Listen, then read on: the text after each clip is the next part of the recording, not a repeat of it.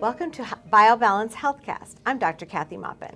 And I'm Brett Newcomb. And today we're going to talk about anabolic steroids. Anabolic steroids are in the news a lot. You see movies about them, you see news concerns, you see athletes who have taken them, who are suffering from cancer and who say, oh my God, you never should have done it, or please don't do it to young children. And yet, technically, testosterone replacement hormone is an anabolic steroid. So it's important to talk about the difference, what's safe, what's not safe, because we're talking about tools and the safe and appropriate and skilled use of tools. We have a thing at home that is like a welder's torch, but it's used for cooking, and you use brown sugar and make brulees and stuff. My son discovered it when he was about 7, and he thought it was a torch to set everything on fire with. And so the tool wasn't dangerous, but my son was dangerous because he didn't know what he had. He didn't know what he had hold of.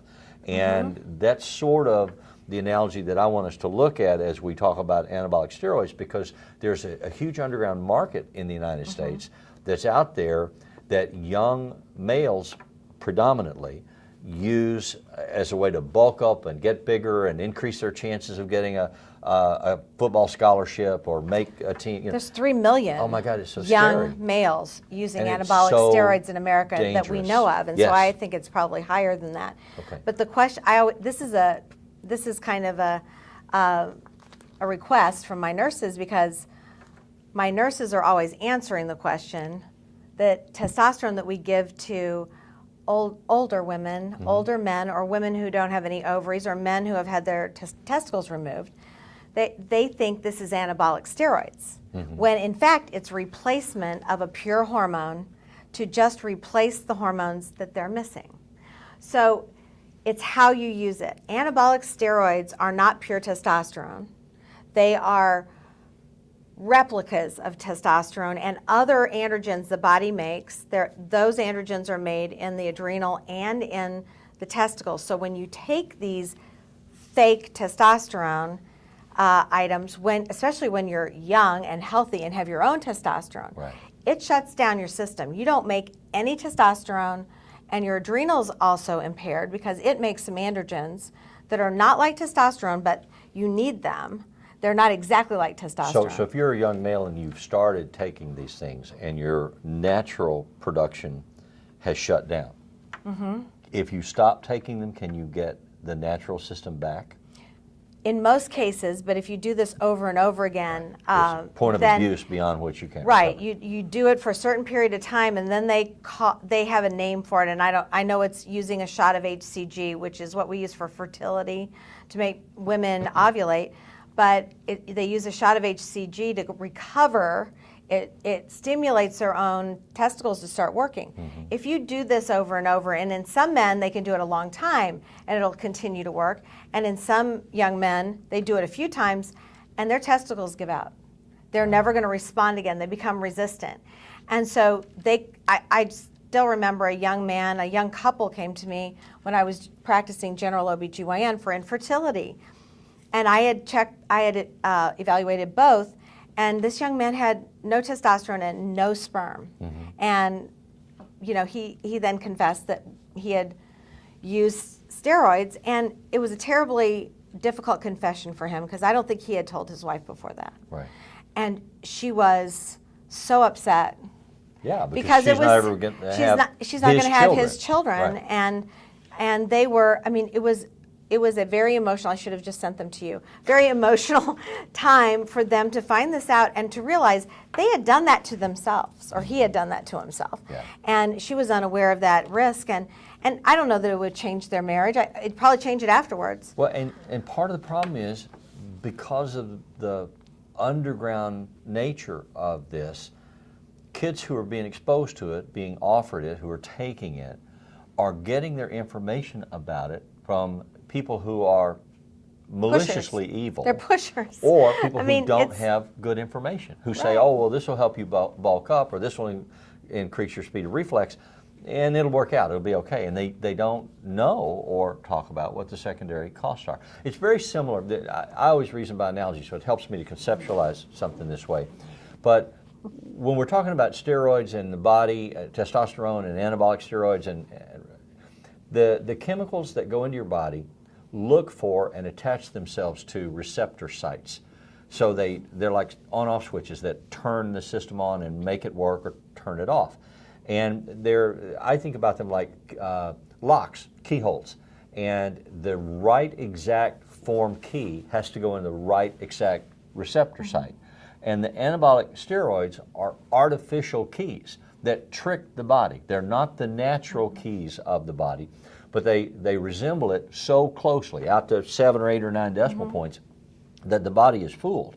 And if I'm understanding what you're saying correctly, there's a potential for the body then to prefer the artificial key over the natural key, and then just stop ever accepting the natural key again. It's like they lock you out of your motel room because you didn't pay the bill. They changed the key. That's true, but it also feeds back.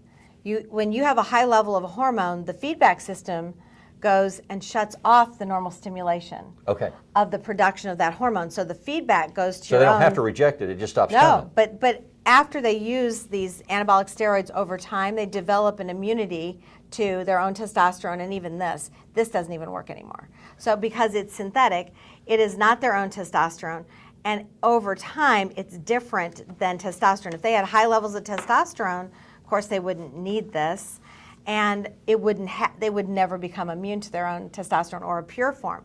But these are medicines that were made for a whole different reason, and they're being abused. Eastern Europe, you can get it on the internet. I understand from different sources that I've interviewed. You can get this, I don't know what, I would not ever quote the websites, but you can get them from websites. You can get them from a very small percentage of unethical physicians in this country. You can even get them from trainers or people who are weightlifters. They have their own source. Right. Do you remember the podcast that we did about the guy that bought the medicine from China? Yeah. And it had this horrible set of worms that were growing in his stool. She bought it for weight loss. Yeah. And she came out with worms. Well, she lost weight. But she ingested stuff she had no from idea. a country where it's not regulated, it's not controlled, you don't know what it is, the dosage isn't consistent. It's in Chinese. The instructions are in Russian or in German. But, most high school students of my knowledge can't read. Don't read that. So the type of names that I'm talking about are Anadrol is usually used for anemias in very sick patients to stimulate the production of red cells. Oxydrin they probably have their own street names. I don't know what those are. Is meant to promote weight gain in like frail old people to get them out of bed. Dianabol has no indications in medicine. It exists. It hasn't been banned yet. Winstrol is a treatment for hereditary anemias. A lot of these, because testosterone and other androgens do stimulate the bone marrow to make red cells. Decaderbilin is treatment for anemia from renal insufficiency.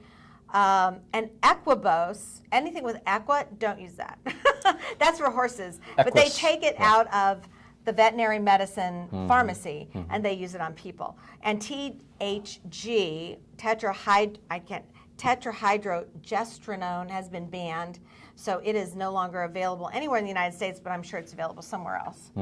But in the subculture, you can still find it. I mean, it's somewhere illegal in the world, and illicit. Right. Yeah. I mean, it's illegal to bring these into the country. It's illegal to distribute. It's just like if you're doing any other illegal drug. So these are drugs that have a use, that are legitimate drugs, that are prescription, and there are valid medical reasons for using them, but you have to use them under a physician's prescription and a physician's guidance. And it's never to make you a better athlete. That's never that's the not guidance. What a real doctor would do. Right, and a real doctor knows the side effects, and usually you have to know the side effects. These are not side effects of testosterone. These are side effects of these anabolic steroids.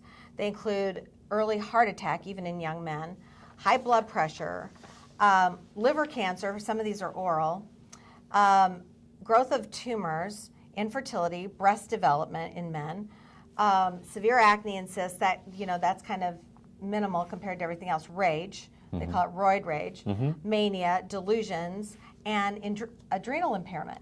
You can shut down your adrenals. That's like 3 different main hormones that run your water, your electrolytes, your water, your testosterone, some of it, some of your androgens. It also runs your cortisol and your epinephrine. So you can actually impair the production of all of those very vital hormones by taking these. I mean, it's a huge deal, and it is not what we do. When we're giving pure testosterone, it has none of those effects. Right. And it is... Well, but again, you do what you do as a physician for a medically indicated reason under supervision, your supervision. My supervision. Yeah, and so this isn't subculture, back room, underground, hey, let's try this and see if we can get high, let's try this and see if we get strong. It is not that. Yeah. But there is confusion about that because of the overlap of the terminology. Right. It's like a misnomer. They're talking about anabolic steroids as testosterone. Well, testosterone, they do the same thing in some cases as testosterone, but they're false keys. So we can't really call them that. Testosterone in men, when you have to replace it, there are essentially three, as I understand it, 3 reasons that you do that. And one is for muscle maintenance of the structure in older people. One is for mood stability, and one is for libido. And function, ED. Erectile dysfunction, absolutely. So 4. So there are medically indicated reasons that men, grown men, not young kids, might need and benefit from having testosterone replaced. Yes, and there are a few, and very few, reasons that young men might need them. You've treated a couple of really young men who had some really unusual genetic circumstances. Defects, where Klinefelter syndrome is the most common, where they have the wrong XXY chromosomes. They can't make testosterone. They make plenty of estrone, but not testosterone, and so their testosterone's less than a female's. So those poor kids feel terrible and old, and they have accelerated aging, and they are sick. They don't look like healthy young men either. So I've replaced those men. Right. But they were never going to make testosterone ever. I wasn't going to impair. Well, it's not actually a replacement. That's a supplement that gives them what they should have had, that their body wasn't. Yeah, I'm just bringing them back up to normal 18 or 19 years old, but I'm using pure testosterone. I'm not using an anabolic steroid, so it's not going to have those other side effects. Okay. So and there are some men who have burned their testicles out and their adrenals are impaired, and I do replace them, but I don't replace them up to.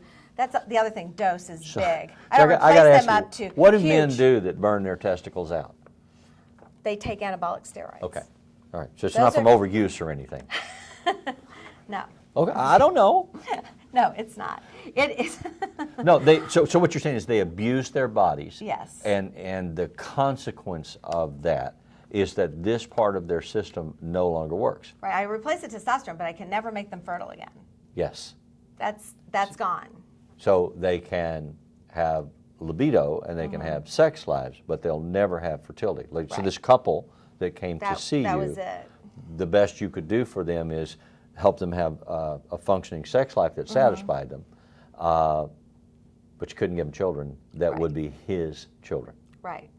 Okay. That's true, and so those are the things that young people don't think about. It's why there's something missing in teenagers' brains. One of my psychiatry friends told me that, and they don't really mature until they're at least 21. I think they may have moved the age up to 25.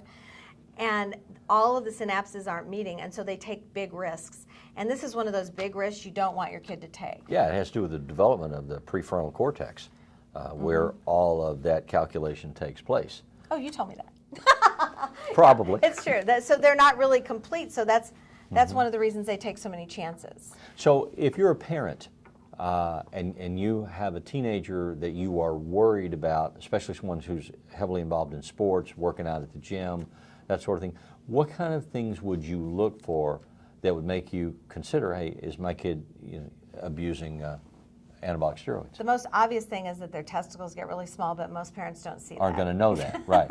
What about the rage? And they have unusual rage and unusual irritability and anger, but But again, the question becomes, is that normal 15-year-old behavior? That's the problem. It's hard to sort that out. Right.